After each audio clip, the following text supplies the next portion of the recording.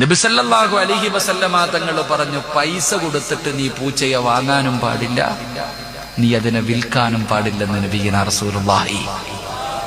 ഞാൻ എപ്പോഴും പൂച്ചയെ കുറിച്ച് വഴുതു പറയും. പൂച്ചയെ വളർത്താൻ പാടില്ല എന്ന് ഞാൻ പറഞ്ഞിട്ടില്ല.